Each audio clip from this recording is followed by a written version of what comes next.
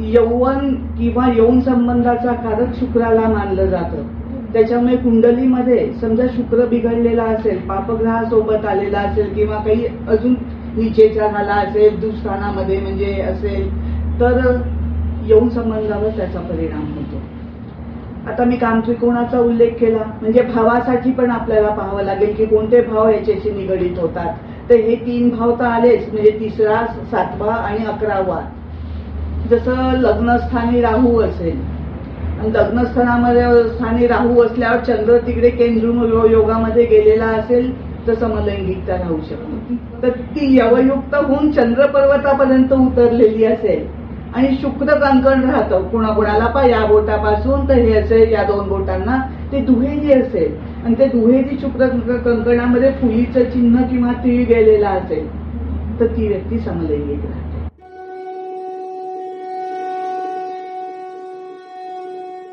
नमस्कार.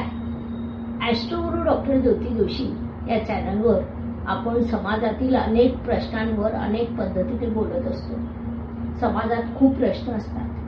काही प्रश्न असे असतात की ज्यावर सहसा चर्चा होत नाही. चर्चा झाली नाही म्हणून समाजातील प्रश्न मिटत देखील नाही. ते प्रश्न तसेच असतात आणि एखादा जागरूक व्यक्ती म्हणजे समाजातील विविध प्रश्नांवर थेट मुद्द्याला हात घालून त्या प्रश्नावर आपण काय करू शकतो, एक माणूस म्हणून आपण काय करू शकतो, एक अभ्यासक म्हणून आपण काय करू शकतो, या दृष्टीने ती व्यक्ती अभ्यास सुरू करते. मुळातच समाजात अशा व्यक्ती खूप कमी असतात आणि त्यातीलच एक व्यक्ती आज आपल्याकडे आलेले आहेत. त्यामुळे आजचं पॉडकास्टिंग खूपच स्पेशल होणार आहे. मॅडम, आपलं खूप खूप स्वागत. डॉक्टर कल्पना पिंपळे या ठिकाणी आलेले आहेत आणि अत्यंत ज्वलंत घरात जिथे तो प्रश्न असतो तिथे तो त्या तीव्रतेने भेडसावतो. फक्त त्या प्रश्नाबद्दल ज्यांच्या घरात तो पोहोचतो त्यांना कळतो, बाकीच्यांना फारसा कळत नाही. असा प्रश्न म्हणजे समलैंगिकता. मॅडमांनी या विषयावर ज्योतिषशास्त्राच्या दृष्टीने सखोल अभ्यास केलेला आहे. अनेक पत्रिका बघितलेल्या आहेत आणि त्यावर त्यांनी कार्य देखील केलेलं आहे. तर आपण थेट मुद्द्याला हात घालू. मॅडम, समलैंगिकता म्हणजे काय? समलैंगिकता म्हणजे एखादा पुरुष असून त्याला स्त्रीचे आकर्षण न वाटता पुरुषाचेच आकर्षण वाटतं, किंवा एखादी स्त्री असते तर तिला म्हणजे विरुद्धलिंगी व्यक्तीचं आकर्षण वाटायला पाहिजे ना, म्हणजे पुरुषाचं, तर तिला पुरुषाचं आकर्षण नाही वाटत, तर एका स्त्रीचंच म्हणजे अट्रॅक्शन वाटतं, आकर्षण वाटतं.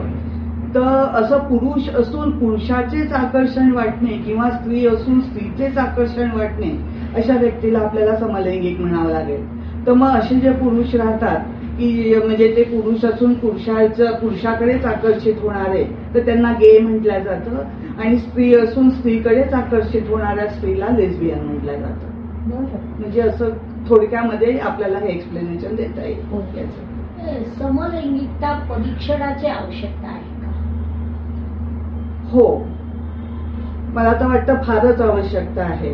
कारण काय आहे, आपण समाजामध्ये चौफेर म्हणजे नजर फिरवली तर आपल्याला असं लक्षात येतं की घटस्फोटाचं प्रमाण आधी तर होतच, आताही जास्ती वाढत चाललंय असं वाटतं, कारण जास्ती जागरूकता म्हणजे आलेली आहे. पूर्वी कसं रूढी संस्कार याच्या दडपणाखाली म्हणजे कसंही असलं तरी राहून जायचे, म्हणजे निभावून न्यायचे, म्हणजे आता लग्न झालंय तर असं कसं करायचं बा, सोडून कसं टाकायचं. पण आता तसं नाही राहिलेलं आहे, जागरूकता आलेली आहे. तर आपण म्हणजे घटस्फोट न होण्यासाठी म्हणजे विवाह मेलन करतो, 36 गुण जुळतात की नाही, भावमेलन करतो, ग्रहमेलन करतो, तरी पण म्हणजे घटस्फोट हे होतातच आहे समाजामध्ये.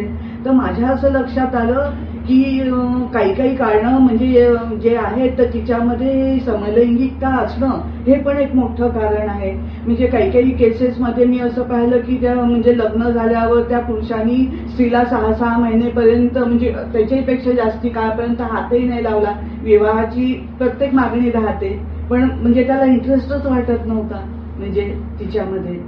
तर म्हणजे लग्न आई वडील म्हणजे पालक आपसामध्ये ठरवतात, लग्न तर होऊन जातं, पण हे माहितीच नसतं की ही व्यक्ती म्हणजे गे आहे की लेस्बियन आहे, जो कोणी असेल ते. मग त्यांचं लग्न होऊन जातं, खर्च होतो आणि मग त्यांना एकमेकांबद्दल आकर्षणच वाटत नाही, तर नरकासारखं जीवन होऊन जातं त्यांचं. आणि तिच्यामध्ये दोन्हीकडचा लग्नाच्या वेळी पैसा पण खर्च होतो, मानहानी पण होते. मग अशा प्रकारांना तोंड द्यावं लागतं. मानसिक त्रास, कधी कधी खूप अतिरेक झाला की म्हणजे आत्महत्येकडे पर्यंत म्हणजे हे प्रकरण जाऊ शकतं. खूप छान मुद्द्यावर बोलता आहात मॅडम तुम्ही.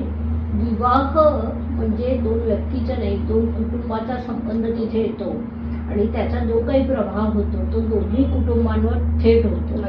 दोन व्यक्तीच नाही तर दोन्ही कुटुंबाचे आयुष्य उद्ध्वस्त होतात. पैसा हा त्यातला छोटा भाग आहे, तो पुन्हा कमावता येतो, परंतु त्याच्या ज्या मानसिक यातना झालेल्या असतात त्या प्रचंड असतात. म्हणूनच असं म्हणतात दृष्टी नव्हे दृष्टिकोन महत्वाचा.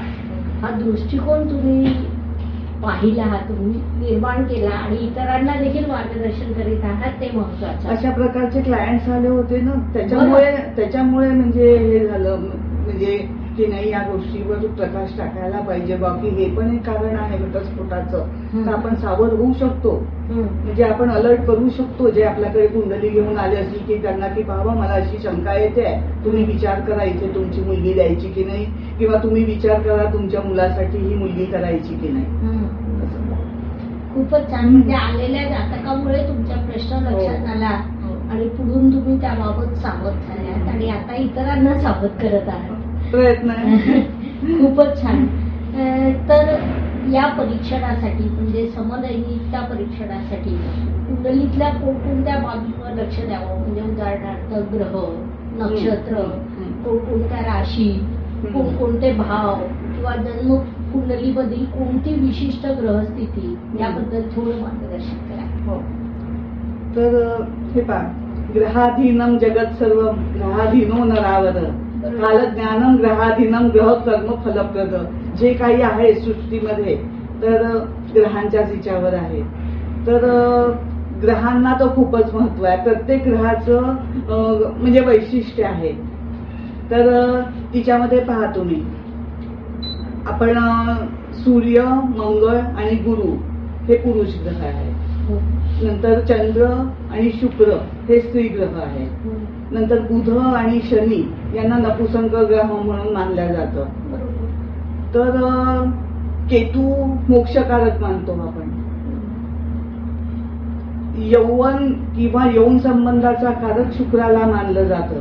त्याच्यामुळे कुंडलीमध्ये समजा शुक्र बिघडलेला असेल, पापग्रहासोबत आलेला असेल किंवा काही अजून नीचेचा झाला असेल, दुःस्थानामध्ये म्हणजे असेल, तर यौन संबंधावर त्याचा परिणाम होतो. नंतर आपण सूर्य, मंगळ आणि गुरु हे कोणत्या राशीमध्ये आलेले आहेत, कोणत्या नमांशामध्ये गेलेले आहेत, त्रिकस्थानाशी संबंध येतोय का त्यांचा, हे पण पाहायला पाहिजे. कारण समजा ते म्हणजे शत्रू किंवा म्हणजे जे ज्या नक्षत्रांमध्ये वगैरे पण आले असतील तर नक्षत्राचं बोलताना मी तेव्हा सांगते ते काय राहतं ते. तर म्हणजे इन ऑल असं पाहिलं तर त्यांची स्थिती काय आहे हे आपण लक्षात घ्यायला पाहिजे. आणि नक्षत्रांना याच्यासाठी महत्व द्यायचं की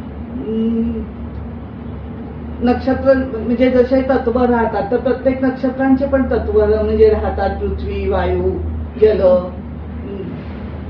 अग्नी.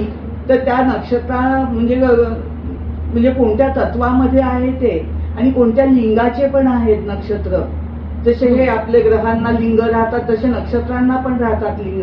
तर ते तुमचा ग्रह कोणत्या नक्षत्रात कोणत्या लिंगाशी संबंध येतोय तर याचा पण विचार करायला पाहिजे. म्हणजे याच्यासाठी त्याचा पण परिणाम होतो. नंतर तुमचं काय, चंद्र हा मनकारक आहे. त्याच्यामुळे तुमचं मनाचा कल कोणाकडे आहे हे चंद्रच दाखवू शकतो. म्हणून चंद्राला पण महत्व द्यायला पाहिजे या गोष्टीसाठी. नंतर तुम्ही राशी म्हणाल तर राशीमध्ये तुम्हाला वायुतत्वाच्या राशी जास्ती परिणामकारक राहतील असं वाटतं. कारण पहा, नैसर्गिक कुंडलीमध्ये काम त्रिकोणामध्ये 3रं स्थान, 7वं स्थान आणि 11वं स्थान हा काम त्रिकोण येतो. काम त्रिकोण म्हणजे हे पती पत्नीच्या याच्याशी निगडीत आला म्हणजे हा रिलेशनशिपशी. तर या राशी याच्यामध्ये नैसर्गिक कुंडलीमध्ये मिथुन रास, तुला रास आणि कुंभ रास येते. म्हणून या 3 राशींना चांगलं महत्व द्यायला पाहिजे याच्यासाठी. आता मी कामत्रिकोणाचा उल्लेख केला म्हणजे भावासाठी पण आपल्याला पाहावं लागेल की कोणते भाव याच्याशी निगडीत होतात. तर हे 3 भाव तर आलेच म्हणजे 3रा, 7वा आणि 11वा. लग्नाचा विचार आपण प्रत्येक कोणताही प्रश्न असला तरी लग्नाचा विचार आपण करतोच. म्हणून लग्न एक आलं. नंतर 5वा भाव, 6वा भाव, 7वा भाव, 8वा भाव आणि 12वा भाव. तर 5वा भावावरनं आपण प्रेम संबंध पाहतो, तुमचा संबंध कोणाशी येत आहे, काय येत आहे हे 5व्या भावावरून पाहतो. 7व्या भावावरून दाम्पत्य जीवन पाहतो, तुमचा पार्टनर कसा आहे, काय आहे. 8व्या भावावरनं आपण म्हणजे बाह्य इंद्रिय जे राहतं किंवा शारीरिक संबंधाशी निगडीत 8व्या भावाचा संबंध येतो. 12वा भाव म्हणजे भोगस्थान, शय्यास्थान आहे. त्याच्यामुळे पती पत्नीसाठी तत्वभाव पाहणं पण खूप जरुरी आहे. आणि 6वा भाव म्हणजे 7व्या स्थानाचं व्ययस्थान येतं. म्हणून 6व्या स्थानाकडे पण तुम्ही लक्ष द्यायला पाहिजे. तर अशा प्रकारे हे तुमच्या भावांचं राशींचं 5, 6, 7, 8 आणि 12. 3, 5, 6, 7, 8 आणि 11 आणि 12. कामत्रिकोणामध्ये 11 पण येतं ना त्याच्या आणि 12 हे भाव तुम्ही पाहायला पाहिजे तिच्यासाठी. नंतर स्पेशल योग असे एकदम पुष्कळ योग आहेत. मी थोडे बहुत सांगायचा प्रयत्न करते तिच्यामध्ये. जसं लग्नस्थानी राहू असेल आणि लग्नस्थानामध्ये स्थानी राहू असल्यावर चंद्र तिकडे केंद्र योगामध्ये गेलेला असेल तर समलैंगिकता राहू शकते. नंतर 8व्या भावामध्ये समजा मेष राशीमध्ये शुक्र असेल आणि तिकडे लग्नामध्ये म्हणजे कन्या लग्न येईल तेव्हा, कारण तेव्हा लग्नामध्ये बुध आणि शनी असतील तर अशा वेळी पण समलैंगिकता राहू शकते. नंतर 12व्या भावामध्ये शत्रू राशीमध्ये समजा शुक्र आलेला असेल आणि त्याच्यावर याची बुधाची आणि शनीची दृष्टी आलेली असेल तर तेव्हा पण समलैंगिकता राहू शकते. अजून लग्न कुंडलीमध्ये समजा लग्नस्थानी म्हणजे मीन राशीमध्ये शुक्र उच्चीचा झाला असेल आणि नमांशामध्ये तो नीचेचा झाला असेल आणि बुधाची दृष्टी त्याच्यावर पडत असेल तर तेव्हा पण समलैंगिकता राहू शकते. नंतर समजा 5व्या आणि 7व्या भावाचा स्वामी समजा नीच होऊन बुधाशी आणि शनीशी संबंध ठेवत असेल किंवा बुध आणि शनी हेच पंचमेश आणि सप्तमेश बनले असतील आणि नीच झालेले असतील तर तेव्हा पण समलैंगिकता राहू शकते. समजा लग्न किंवा सप्तम स्थानामध्ये चंद्र अनुराधा नक्षत्रामध्ये असेल आणि त्याच्यावर समजा शनीची दृष्टी येत असेल तर तेव्हा पण समलैंगिकता राहू शकते. आता मी तुम्हाला पोषक भाव सांगितले होते कोणते कोणते भाव पोषक राहतात. तर त्या पोषक भावांमध्ये समजा चंद्र आणि मंगळ युती आलेली असेल तर मग अशा वेळी काय तर तेव्हा समलैंगिकता राहते. आणि अशा वेळी परत विशेष काय होतं, चंद्राची महादशा किंवा अंतर्दशा चालू असेल आणि त्याच्यामध्ये मंगळाच्या दशा आल्या किंवा मंगळाची महादशा किंवा अंतर्दशा चालू असेल आणि तिच्या चंद्राच्या छोट्या दशा आपण ज्या पाहतो ना तर त्या आल्या की त्या स्पॅनमध्ये ती भावना जास्त उचंबळून येते. कारण चंद्र मनकारक आहे, मंगळ वासनेचा कारक आहे. त्याच्यामुळे ते कॉम्बिनेशन दोघांचं आलं तिच्यामध्ये आणि या पोषक भावामध्ये त्यांची युती असली की मग असा प्रकार घडू शकतो. समजा शुक्र नीचेचा असला कुंडलीमध्ये आणि सप्तम स्थानामध्ये शनी मंगळ युती आली तरी पण समलैंगिकता राहू शकते. हो. समजा 5व्या भावामध्ये 3 ग्रह शततारका नक्षत्रामध्ये असले आणि लाभ स्थानातून समजा शुक्राची दृष्टी त्यांच्यावर असली तर तेव्हाही समलैंगिकता राहू शकते. असे पुष्कळ हे आहेत, पुष्कळ विविध योग आहे. पण काय आहे, या कुंडल्या नाही मिळत हो जास्ती, तो प्रॉब्लेम आहे. म्हणजे इतके योग आहेत म्हणजे पण ते लावून पाहायसाठी आपल्याला कुंडल्या पाहिजेत ना तितक्या. म्हणजे हे झाकून झाकून ठेवल्या जातं हे प्रकरण आणि म्हणजे ओळखू नाही येत. फॉरेनमध्ये आहे तसे पण आपले इतके फॉरेनशी कॉन्टॅक्ट नाही आहे. त्याच्यामुळे माझा भाचा एक आहे तर त्यांनी मला थोड्या कुंडल्या दिल्या तिकडचे लोकांना, तिच्यात काहीच वाटत नाही. त्याच्यामुळे तिकडनं मला काही कुंडल्या मिळाल्या तर मी थोडाफार पाहू शकले म्हणजे.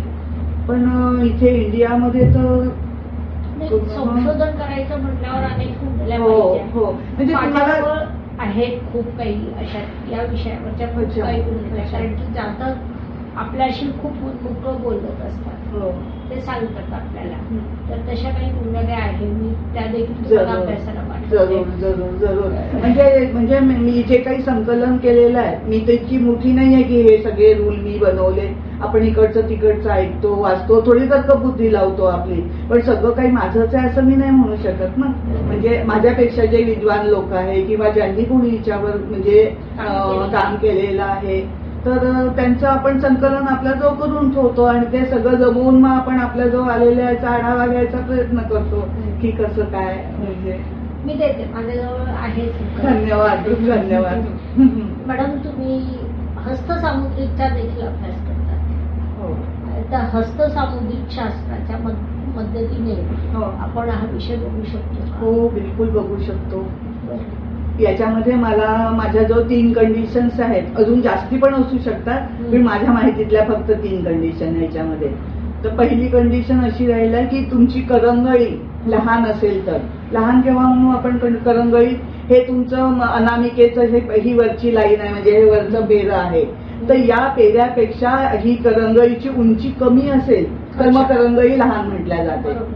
तर ती जेव्हा लहान असेल तुमची करंगळी, अजून याच्या तिसरं पेरं म्हणजे एक खालचं पेरं त्याच्यावर फुली असेल आणि बुध पर्वतावर तीळ, वर्तुळ किंवा जाळी असेल, या 3 पैकी एखादी खूण असेल तर ती व्यक्ती समलैंगिक राहू शकते. ही झाली एक पहिली कंडिशन. दुसरी कंडिशन अशी आहे की शुक्र पर्वत खूप उत्तुंग असेल, उंच असेल. मस्तिष्क रेषा जी राहते तर ती यवयुक्त होऊन, यव समजत, सॉरी म्हणजे तुम्ही इतक्या विद्वान तुम्हाला विचारला म्हणजे मी सहज म्हणजे तोंडून निघालो माझ्या. तर ती यवयुक्त होऊन चंद्र पर्वतापर्यंत उतरलेली असेल आणि शुक्र कंकण राहतं कुणाकुणाला, या बोटापासून तर हे असेल, या 2 बोटांना ते दुहेरी असेल आणि ते दुहेरी शुक्र कंकणामध्ये फुलीचं चिन्ह किंवा तीळ गेलेला असेल तर ती व्यक्ती समलैंगिक राहते. नंतर ती शुक्र कंकण म्हणजे आपण आपल्या प्रेक्षकांना सांगू, छोटं बोट आणि अनामिका या 2 बोटांच्या मधून हे रेष निघते आणि ही अशा पद्धतीने गोल फिरत गुरु आणि शनीच्या बोटाला पर्यंत पोहोचते. अर्धचंद्र इथे निर्माण होतं, त्याला शुक्र कंकण असं म्हणतात. शुक्र कंकण मुळात कमी हातांवर असतं आणि मॅडमच्या म्हणण्याप्रमाणे ते शुक्र कंकण जेव्हा दुहेरी असतं. अजून एक मी माझ्या प्रेक्षकांना सांगू इच्छिते की मॅडम सर्व ग्रहस्थिती सांगताय त्या तुम्ही लिहून घ्या, मात्र त्यापैकी एक गोष्ट तुमच्या हातावर असली म्हणजे ते तसंच आहे असा गैरसमज अजिबात खूपच महत्वाचं आहे. हे खूपच महत्वाचं, कारण ते सर्व जेव्हा नियमांची साखळी पूर्ण होते, म्हणजे मला असं वाटतं पराशर ऋषींनी हे लिहून ठेवलं आहे की तेव्हा साखळी पूर्ण होते 4, 5, 6 ग्रहस्थिती, तेव्हा जास्तीत जास्त हे व्हायला पाहिजे. तर ते प्रेक्षकांना आपण सांगू, कारण आपल्याकडे खूप वास्ट प्रेक्षक आहे आणि विनाकारण एखाद्याने काळजीत पडावं असं आम्हाला अजिबात वाटत नाही. त्यामुळे कृपा करून एखाद्या ग्रहस्थितीवरून गैरसमज करून घेऊ नका आणि तुम्हाला जर तरी सुद्धा काळजी वाटली तर मॅडमचा नंबर दिलेला असेल त्याच्याशी संपर्क करा. कमेंट सेक्शन मध्ये प्रश्न विचारा, जिथे प्रश्न असतात तिथे उत्तरही असतात.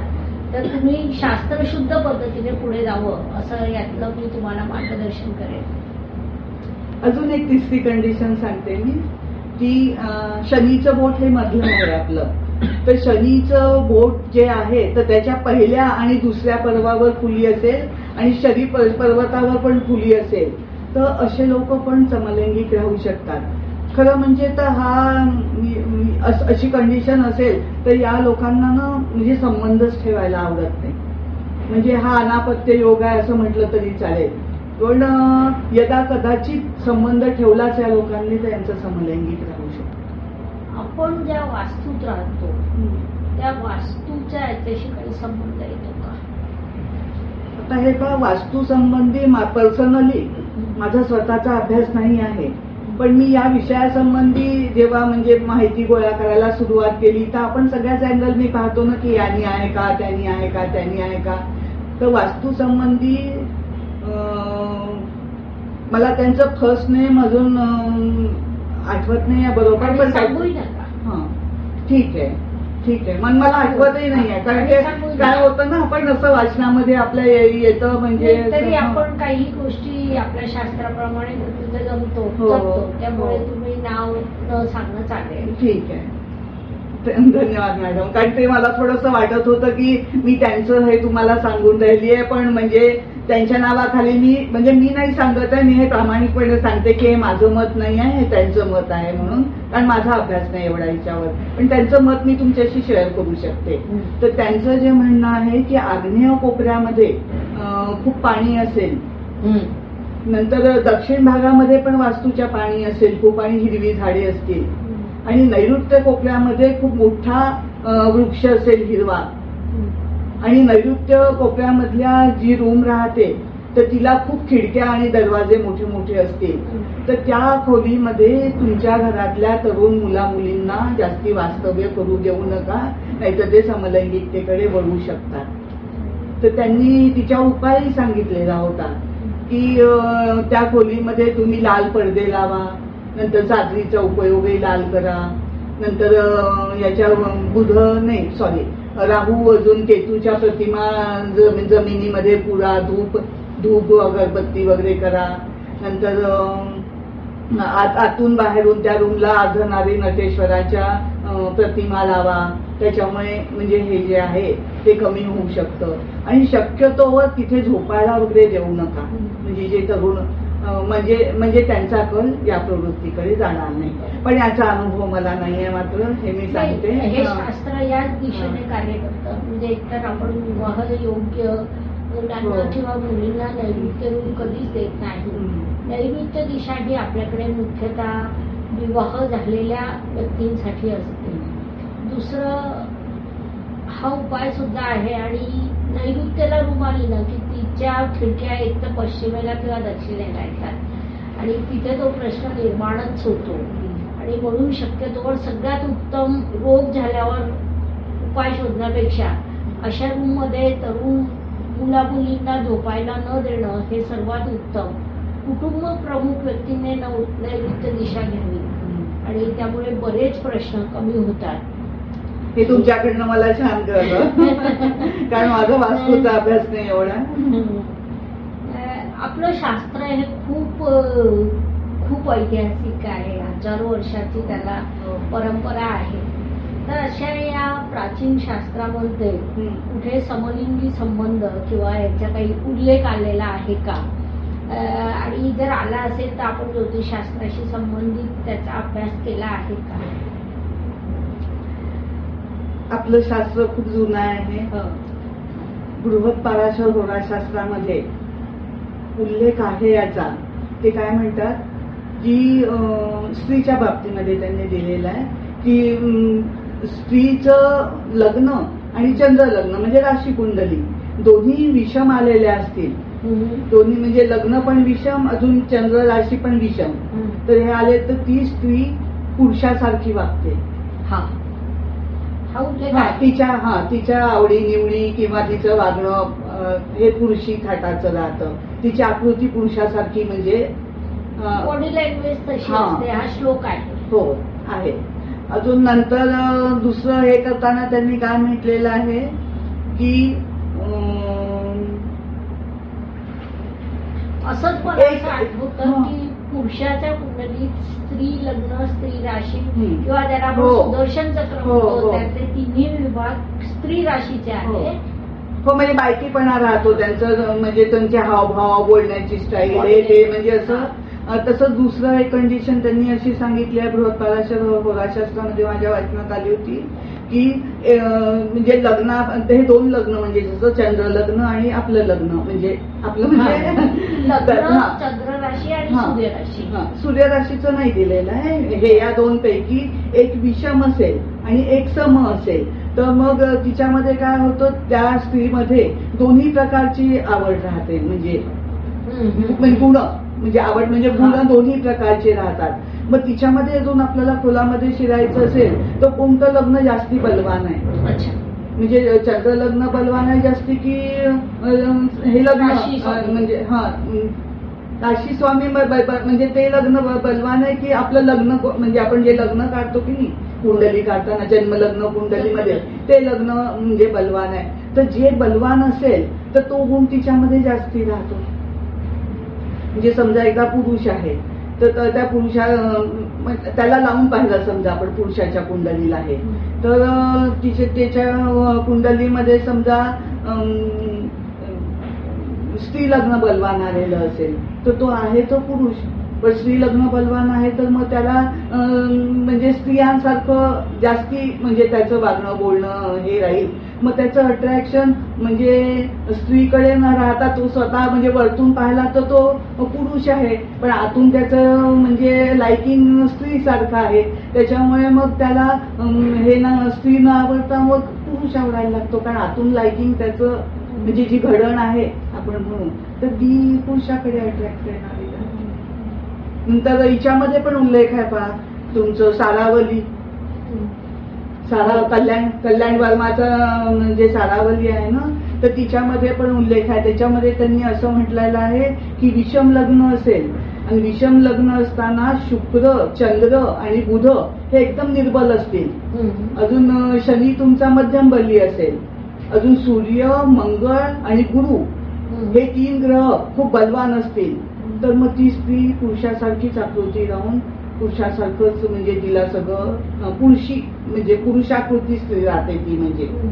तर आता तिच्यातला गर्भित अर्थ आपण काढायला लागतात म्हणजे त्यांचं काय म्हणणं आहे. तर नंतर हिच्यामध्ये परत सारावलीमध्ये असा पण उल्लेख आहे की समजा कुंडलीमध्ये शुक्र हा ग्रह शनीच्या नमांशामध्ये असेल आणि शनी हा ग्रह शुक्राच्या नमांशामध्ये असेल आणि ते दोघं जण समजा एकमेकांवर दृष्टी टाकत असतील तर ही एक कंडिशन झाली.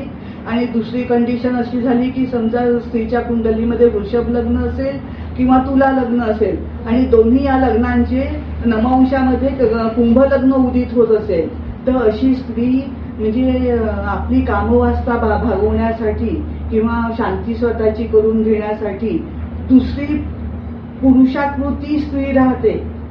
आता आपण 3 उदाहरणं कंडिशन सांगितल्या मी तुम्हाला पुरुषाकृती स्त्रीच्या. तर अशा पुरुषाकृती स्त्रीशी हे करून आपली कामवासना पूर्ण करून घेते. म्हणजे हिच्यामध्ये काहीतरी तथ्य आहे. म्हणजे इतकं एक्सप्लेन जरी त्यांनी केलं नाही तर आपण समजा याच्या अजून गुड मध्ये जाऊन अर्थखोलात शिरून तुम्ही अर्थ पाहायचा प्रयत्न केला तर काहीतरी सुगावा लागतो आहे की तेव्हाही होतं असं काहीतरी पण उघडकीच नाही आलं दबून राहिलं. आता सगळे फ्री झालेले आहेत धीट झालेले आहेत तर फुलेआम ते म्हणजे हे करतात. म्हणजे तेव्हाही असं असलं पाहिजे पण ते झाकून राहायला गेलं असं मला वाटतं. म्हणजे एखाद्या घरात जिथे एखादा मुलगा किंवा मुलगी त्याला हा प्रश्न असेल तर त्याचा प्रभाव त्याच्या पालकांवर भयंकर मोठा होतो. हे जरी असलं तरी तो पाल्य सुद्धा एका वेगळ्या मनस्थितीत अडकलेला असतो. तो त्याच्या मानसिक संघर्षात असतो. पालक त्यांच्या संघर्षात असतात. दोघांना परिस्थिती स्वीकारणं कठीण जातं. अशा परिस्थितीत त्या दोघांमध्ये थोडा समन्वय घडवून आणणं पालकांना समजावून सांगणं या दृष्टीने आपण काही करू शकतो का? पहिली गोष्ट तर पालकांनी मला असं वाटतं की आपल्या मुलाला मानसिक हे द्यायला पाहिजे आधार द्यायला पाहिजे.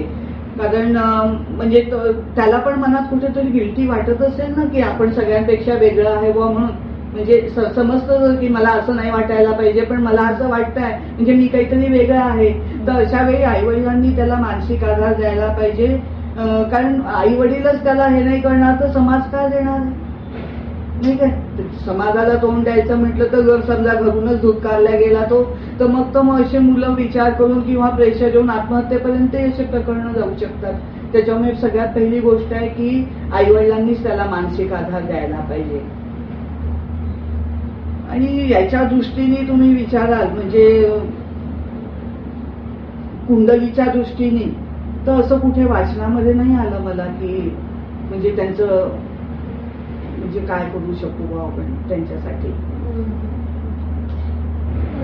समुपदेशन हा महत्वाचा विभाग आणि पालक आपल्याकडे आलेले असतात. आपण त्यांना सांगतो ते समजून घेतात आणि मुख्य म्हणजे हे आपल्याला म्हणजे आजच्या घटीला पण हे समजायला मार्ग नाही आहे ना, काही हे संशोधनच झालेलं नाही की ते असं कशामुळे करतात. म्हणजे आंतरिक स्थिती त्यांची काय आहे, म्हणजे त्यांची जी घडण आहे तर ती तर असं कुठे लिहिलेलंच नाही आहे ना की हे कशामुळे असं होऊन राहिलेलं. तर म्हणजे हाच तर मुख्य वादाचा म्हणजे मुद्दा आहे की हे प्राकृतिक आहे की अप्राकृतिक आहे. तर जोपर्यंत आपल्याला हे कळतच नाहीये की हे प्राकृतिक आहे की अप्राकृतिक आहे, तर त्याच्यामुळे थोडंसं हिच्यावर बोलणं म्हणजे कठीण वाटतं, म्हणजे नाही का. अजून एक विषय येतो की आपल्या शास्त्रानुसार विवाह संस्कार हे वंशवृद्धीसाठी महत्वाचे मानले जातात. आणि मग समलैंगिक संबंध आला की या प्रश्नाला पुन्हा नवा प्रश्न उभा राहतो. मग ही भावना कमी व्हावी यासाठी आपल्या शास्त्रानुसार काही उपाय करता येणं शक्य आहे का, की जेणेकरून तो मुलगा किंवा ती मुलगी त्याच्या या समलैंगिकतेच्या संबंधातून नैसर्गिक आलं माझ्या लक्षात तुमचं म्हणणं काय ते. हो, तर अशा प्रकारचं म्हणजे माझ्या वाचनामध्ये आलेलं म्हणजे नाही आहे. कारण मुख्य म्हणजे हा रोग आहे का की रोग नाही आहे, किंवा ही विकृती आहे का की विकृती नाही आहे, म्हणजे हे नैसर्गिक आहे की नैसर्गिक नाही आहे, हेच तर म्हणजे मुख्य तुमचं ठरलेलं नाही आहे. आणि हे मग असा समजा आपण ती विकृती मानली विकृती, तर तो भाग डॉक्टरी क्षेत्रामध्ये जाईल.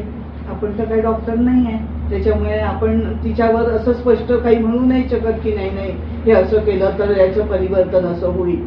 आणि समजा आपण मानलं की हे आहे बा विकृती ही किंवा काहीतरी हा आहे, आणि आताच जास्ती याचा उदो झालेला आहे, पौराणिक काळामध्ये तर नव्हता बा उदो. तर मग तेव्हा पण आपण समजा मानलं की ही विकृती आहे किंवा काही हा असा रोग आहे, म्हणजे जे काही आपल्याला म्हणता येईल असं मानलं आपण. तर जुन्या काळी पहा विंचू साप चावले की मंत्राचे उतारे राहायचे. आपल्या ज्योतिष शास्त्रामध्ये पण उपायांमध्ये मणी मंत्र आणि तंत्र हे 3 हे येतात. तर तिच्यामध्ये समजा जुन्या काळच्या लोकांना माहिती पण असेल काही हिच्यावर उतारा आहे का बा, पण जुन्या लोकांची प्रवृत्ती अशी राहायची की ते जे त्यांना जी विद्या ही येत असेल ना, तर आपल्या कुटुंबापुरतेच ते सीमित ठेवायचे. आपले जे वंश आहेत तर त्यांनाच ते शिकवायचे, कारण त्यांना वाटायचं की आपलं महत्व कमी नाही झालं पाहिजे. म्हणजे ते स्वतः म्हणजे आता काय म्हणावं, पण म्हणजे आता जसं म्हणजे त्याचं हे केलं जातं तसं जुन्या काळी काही घराण्यांची अशी काही हे अशी टेंडन्सी होती की आपल्या पुरतच मर्यादित. तर होऊ शकतं एखाद्या जुन्या काळामध्ये याच्यावर उपाय असतीलही नसतीलही, तरी ते त्यांच्या बरोबर लुप्त पण होऊन गेले असतील संख्येस. म्हणजे ही सगळी संभावना मी व्यक्त करते आहे. हे बरोबर आहे. मधल्या काळात अनेक गोष्टी लिखित नसल्यामुळे त्या काळासोबत वावत गेल्या किंवा आपल्यापर्यंत पोहोचल्या नाही, आणि म्हणजे मोठा विषय झालेला आहे. आणि दुसरं अनेकांचा असं समज असायचा की आपण आपलं ज्ञान कोणाला देऊ नये. आज असं झालेलं आहे संस्कारांमुळे की ज्ञान दिल्याने वाटतं, आणि म्हणून आपण तो मोकळेपणे देण्याच्या सर्व आघाड्यांवर प्रयत्न देखील करत असतो. पण जुन्या काळी ही गोष्ट व्हायची मात्र की ते लपवून ठेवायचे आणि दुसऱ्याला कळू नव्हते देत, म्हणजे त्यांची स्पेशालिटी त्यांच्या पुरतीच म्हणजे कायम राहण्यासाठी. तर त्या काळाची पद्धत होती. आणि ती बरोबर की चूक हा जरी आपला प्रश्न असला तरी हा जो प्रश्न आहे समलैंगिकता हा आपल्या दृष्टीने समाजाच्या दृष्टीने एक प्रश्न आहे. त्या प्रश्नाचं स्वरूपच आता आपल्याला माहिती नाही. जसं तुम्ही सांगता की नैसर्गिक आहे की अनैसर्गिक आहे, परंतु जिथे प्रश्न आहे तिथे आपण संशोधन करावं, त्या प्रश्नाची उत्तरं शोधावी या दृष्टीने तुम्ही कार्यरत आहात. आणि ती अत्यंत मोठी गोष्ट आहे. मॅडम, आज तुम्ही या ठिकाणी आलात वेळात वेळ काढून. अजून एक गोष्ट बोलू का? हा, बोला ना. मला काय वाटतं की हे पहा, नियम समाजानेच बनवलेले आहेत, आपल्या समाजाचं चांगल्यासाठी बनवले आहेत. तर जे संस्कार आहेत तर तिच्यावर अशा प्रकारच्या संबंधांनी म्हणजे आघात होणं साहजिक आहे. म्हणजे जे पुराण मतवादी लोक आहेत तर त्यांच्या भावनांना याच्यामुळे ठेस पोहोचणं म्हणजे अगदी साहजिक आहे. पण असं वाटतं की सुखाने समाधानी राहायचा अधिकार सगळ्यांना आहे. तर एक मानवतावादी दृष्टिकोन आपण ठेवला समजा तर असं वाटतं त्या लोकांना पण सुखी राहायचा अधिकार आहे. तर आहे ना, माणूस म्हणून जन्माला आल्यावर सर्वांना माणूस म्हणून आणि जगण्याचा अधिकार आहे. हे जुन्या काळी तर समुद्र ओलांडला म्हणजे पण पाप समजलं जात होतं. आणि आता तर विवाह, नोकरी, कामधंदा, शिक्षण, हजारो लोक आपला देश सोडून समुद्र ओलांडून म्हणजे दुसरीकडे जातात. तर आता तो गुन्हा नाही मानला जात किंवा पाप नाही मानला जात, पण जुन्या काळी ते पण पाप मानलं जात होतं. तर काही चांगल्या कारणासाठी समजा आपण नियमामध्ये थोडा बदल केला, कारण आपणच बनवलेले आहे नियम, सगळे समाजानेच बनवलेले आहे. तर मग एक थोडंसं पुढचं पाऊल, हिच्यात काही लोक नक्की दुखावल्या जातील. म्हणजे समजा म्हणजे मी या समलैंगिकतेला म्हणजे प्रोत्साहन देते याच्यातला भाग नाही, पण असं वाटतं एक माणुसकीच्या दृष्टीने आपण हिच्यामध्ये पाहिलं की समजा त्या व्यक्तीची हिच्यामध्ये काही चूक नाही आहे बा, पण त्यांना असे मानसिक म्हणजे हे सोसावे लागतात आहे. तर त्यांना आपण नुसतं सुखी आनंदी ठेवण्यासाठी त्यांना त्यांच्या मनाने म्हणजे हे करू दिलं तर तिच्यात वावगं काय राहील बा, म्हणजे चोरून लपून काही करण्यापेक्षा असं वाटतं. आणि म्हणजे आता मला कधी कधी असं वाटायला लागलं की जेव्हा ब्रॉड माइंडनी सगळेजण म्हणजे एक्सेप्ट करतील ही गोष्ट, तर आता आपण विवाह जसं स्त्री आणि पुरुष याच्यामध्ये होतो असं समजतो, तर उद्या तो असं म्हणावं लागेल, म्हणजे हे म्हणावं लागेल असं मी बोलते, होईलच असं नाही, किंवा होणं योग्य आहे की नाही योग्य आहे ते पण मी सांगू नाही शकत. तर तिच्यामध्ये म्हणजे 3 प्रकारचे विवाह मला म्हणावे लागतील. मग पुरुषाचा पुरुषाशी, स्त्रीचा स्त्रीशी, अजून स्त्री आणि पुरुष, असे 3 विवाहाचे प्रकार होतील असं वाटतं. पण आता याच्यावर म्हणजे काही ठोस हे नाही आहे, त्याच्यामुळे आपण बोलूच शकत नाही. बरोबर आहे. तुम्ही आतापर्यंत जो अभ्यास केला किंवा ज्योतिषशास्त्र आपल्याला जे शिकवतं की एका माणसाने दुसऱ्या माणसाच्या सुखाचा विचार करावा, त्या दृष्टीने तुम्ही विचार करीत आहात आणि ती अत्यंत चांगली बाब आहे. आता भविष्य माहिती नाही की पुढे नेमकं काय स्वरूप काय असेल, प्रश्नांची खोली किती, या सर्व दृष्टीने आपल्याला विचार करायला हवा. पुन्हा आपण कधीतरी भेटू. तोपर्यंत कधी कधी काय होतं ना की जसं आपलं ज्ञान तसं आपल्यासोबत अनेक लोक या विषयावर अनेक ज्ञान त्यांच्याजवळ असतं, ते माहिती आपल्याला देतात. अनेक लोक मला अशा पत्रिका देखील पाठवतात, त्या मी तुम्हाला फॉरवर्ड देखील करेन. आणि मग त्याच्यानंतर आपण पुन्हा कधीतरी भेटू.